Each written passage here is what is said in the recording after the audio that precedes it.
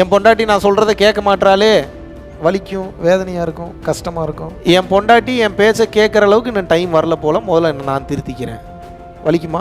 கிடைப்பதும் அருள் தான், கிடைக்காமல் இருப்பதும் அருள் தான். இது எப்படிங்க நான் நம்புறது? இப்போ உங்களுக்கு ஒரு வாட்டர் பாட்டில் நான் கொடுக்கணுன்னு இருக்கேன், உங்களுக்கு இப்போ கொடுக்கல, நீங்கள் என்ன பண்ணுறீங்க? பக்கத்தில் இருக்கிறவருக்கு கொடுங்க, இதான் கடைசி வாட்டர் பாட்டில் தெரியுது அப்படின்றீங்க. இப்போது உங்களுக்கு கொடுக்காமல் இருக்கிறது அருள், அவருக்கு கொடுத்தது அருள். என் வாய்ப்பு போயிடுச்சே, கோவம் வரும், வெறுப்பு வரும், ஏமாற்றணும்னு தோணும், டார்ச்சர் பண்ணணும்னு தோணும். என் வாய்ப்பு வேற எவனுக்கோ போயிருக்கு, அவன் வாழ்க்கை நல்லாயிருக்கும். வலி போயிடுச்சு, வேதனை போயிடுச்சு, சந்தோஷம் வந்துடுச்சு.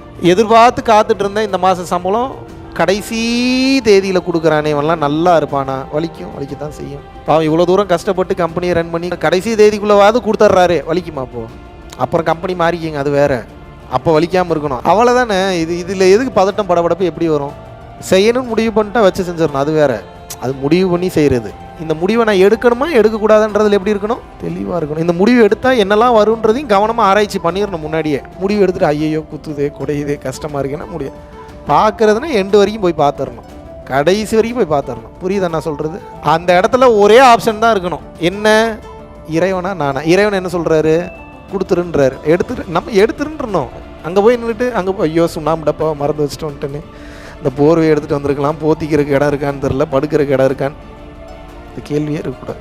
சொல்கிறத அப்படியே ஃபாலோ பண்ணுங்க. நீங்கள் உங்களுக்கு ஆராய்ச்சியே வேண்டாம்.